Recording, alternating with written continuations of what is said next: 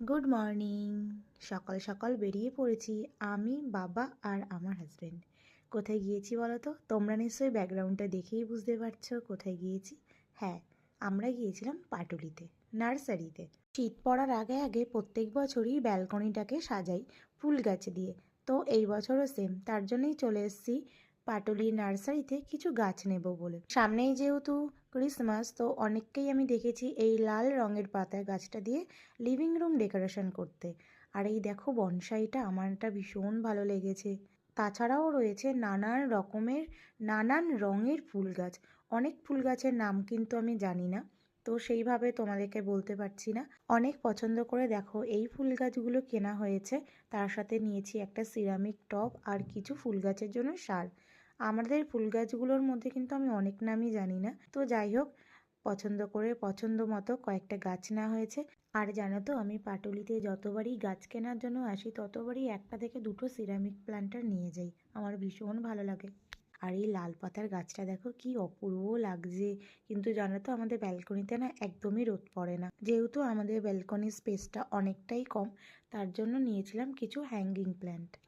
গাছ কেনা কমপ্লিট, এবার আমাদের বাড়ি যাওয়ার পালা। তার জন্য ও একটা ওলা বুক করেছে। গাছগুলোকে তো সুরক্ষিতভাবে নিয়ে যেতে হবে, হাতে করে তো আর নিয়ে যাওয়া যাবে না। আমি, বাবা আর আমার হাজব্যান্ড কিন্তু সকালবেলা মর্নিং ওয়ার্কে বেরিয়ে সেই মুকুন্দপুর থেকে পাটুলি অবধি হাঁটতে হাঁটতে এসেছি। কেন? গাছ কেনার এতটাই নেশা। তো এবার যাওয়ার সময় তো একটু আরাম করতেই হবে, তাই না? আর গাছগুলোকেও একটু সুরক্ষিতভাবে নিয়ে যেতে হবে। বাবা যখন বাড়িতে আসে টুকটুক করে বাবাকে চেষ্টা করি যতটা আর কি ঘোরানো যায়। এখন তো একদম ফার্স্ট মর্নিং, তাই পাটুলি একদম পুরোটাই ফাঁকা। তো বাবা এর আগে যখন এসেছিল তখন বিকেলবেলাটাও বাবাকে নিয়ে এসেছিলাম। বিকেলবেলা পাটুলিটা কিন্তু সত্যি ভীষণই ভালো লাগে। তো চলো, তোমাদের সাথে কথা বলতে বলতে বাড়ি পৌঁছেও গিয়েছি। ফুল গাছ বাড়িতে এসে প্রত্যেকটা ফুল গাছ ও সুন্দরভাবে হ্যাঙ্গিং করেছে। আর দেখো কি অপূর্ব লাগছে। মাম তো সকালবেলা ঘুম থেকে উঠেই যখন দেখেছে এই গাছগুলো আমরা নিয়ে এসেছি, ও ভীষণ আনন্দ পেয়েছে, ভীষণ এক্সাইটেড হয়েছে। আর হ্যাঁ, গাছগুলো আমরা ছোট ছোট দেখেই নিয়ে, ওনারা বললো আস্তে আস্তে যত বড় হবে, বড় হয়ে টব ভর্তি হয়ে যাবে আর প্রচণ্ড হারে ফুল ফুটবে। তো দেখা যাক কত দূর কি হয়।